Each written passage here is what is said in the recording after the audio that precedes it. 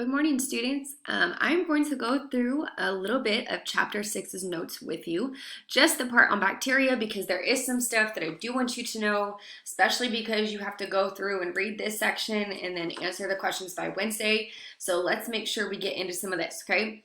How many of you knew that most of the cells in your body are not actually your cells? Did you know that? Did you know that at least half the cells in your body are parts of a microscopic bacterial viral, and these type of fungus cells inhabit your body? I know it sounds gross, but a lot of them are really important for us. So it's not as gross and as bad as it sounds, because we definitely need this type of stuff in our body doing what they do. Okay, there are tons of bacteria in the world. You're not just going to be able to find this in your body. If you joined our live class on Monday, I told the students that if you were to take a cup of soil, there's more bacteria in that cup than there are people in the entire world. So kind of disgusting in that point, okay? But pretty interesting. So let's get into our bacteria. Bacteria does not have a nucleus. So it does contain DNA though, but its DNA will be in the form of circular chromosomes, just because it doesn't have a nucleus. Some of these things are going to look a little bit familiar to you. Plasmids, I know you probably don't know what that is, but a lot of bacteria have at least one type of plasmid or more. And these are small circle strands of DNA that will help separate from the main chromosome, which I guess you could say is kind of acting like the nucleus. It does contain ribosomes. And you guys know what ribosomes do. They make the protein, and this is what's needed for this bacteria to survive. Like all the other cells that we have talked about when we did our cell chapter, bacteria does have a cell membrane, and a lot of them do have cell walls, which is a little bit, if you remember our chapter from cells, not every type of cell has a cell wall, but most of the ones that do will be your plant cells. Okay, and then they will be coated with a slimy coating called the capsule, which is located outside of the cell wall. Remember, this is just the extra layer of protection. This prevents the cell from drying out. That's why it's slimy, because bacteria needs that environment to thrive and survive. It does also contain flagella, which, if you remember, is that tiny little whip-like thing. It almost looks like one little hair sticking out. Remember, it's not the cilia. It's not a lot of little hairs. It's just like one little tail, and that's what helps the bacteria to move. When we talk about bacteria, there are different types that we are going to talk about. I'm concerned that you just know that a lot of prokaryotes and bacteria are classified in the kingdom Archaea. And this is what the bacteria that we're going to talk about, where that is classified. But there are three different types that I do want to talk to you guys about today.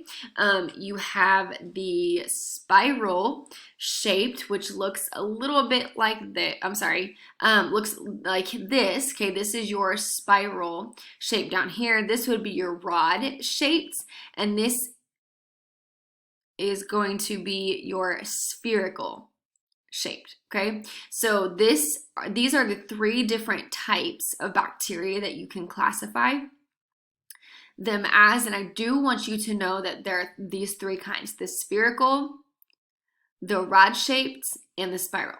Okay, I'm not going to do a whole lot into this section, but if you look on page 123 in your book, you can read about binary fission, which is just how bacteria is able to reproduce. In binary fission, the DNA found in the chromosome and one or more of the plasmids will begin to replicate. Okay, when it's replicated, all it's doing, and again, if you follow along on page 123, you can see it. It's so much easier than mitosis and meiosis when we talked about that type of cell division, because this is easy. Once the DNA and the chromosome and plasmids replicate, it's identical. It's identical to the one that is replicating it and to the original cell. So bacteria can actually reproduce every 20 minutes, which, if you did the math, at the end of the day, it's possible that one bacteria could become 5 sextillion bacteria. By the way, that is 21 zeros after that 5, which is a ginormous number. And I know when you look at it, like, Miss Eagle, so how come bacteria doesn't overrun the world then? Because that's a lot of bacteria. What you have to understand is that conditions have to be extremely perfect for the bacteria to be able to reproduce as quickly like this. I'm talking about they have to, I mean, so perfect for them. Enough food, the right oxygen and moisture.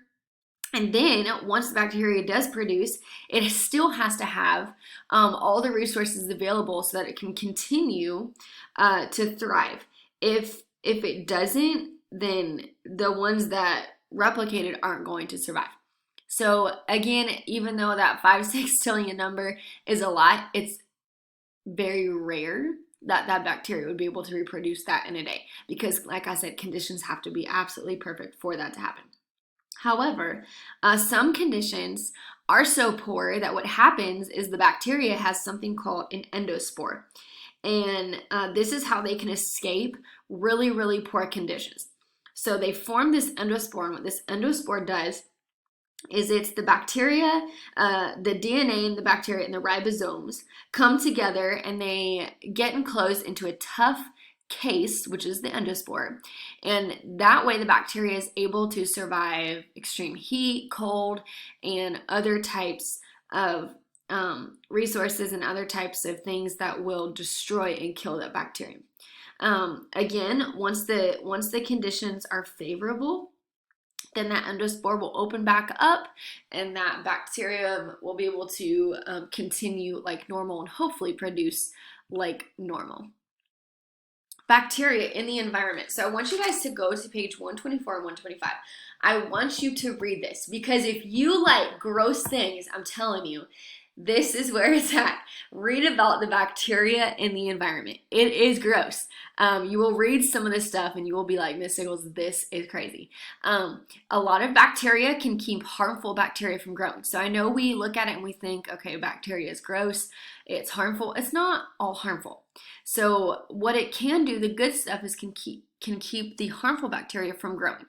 It also is what helps our plants grow because they can't use the nitrogen gas that's in the atmosphere. So bacteria that live in soil, especially, they have the important task of fixing the nitrogen. So they can live in the roots of the plants, and they live in the roots of the different types of plants, and it helps produce that nitrogen so that these plants can continue to grow. Some bacteria is able to digest cellulose, which cellulose is actually very difficult to digest. If you've ever heard of mammals that have the special chamber, they have the ruminants in them that contain these bacteria. And what will happen is that bacteria in their stomach will break down the cellulose and some other stuff that's in there so the ruminant can digest. And you see these a lot in sheep, cattle, goats. So that bacteria is able to break down that cellulose for these certain types of animals so that it can continue to digest its food. If you want to read a really gross one, I'm not even going to read it to you, but read number 4 in your book on page 125. Bacteria called decomposers, they recycle matter from waste materials and remains in the soil to be reused.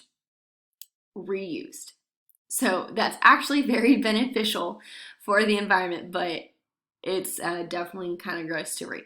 Bacteria is essential for making food. We need it for cheese, yogurt, pickles, salami. And I'll be honest with you, I don't know about y'all, but that's food I enjoy eating. So again, not all bacteria is harmful. There are things that need to happen. One of your assignments later this week is going to be you are going to have to tell me how bacteria fits into a biblical worldview.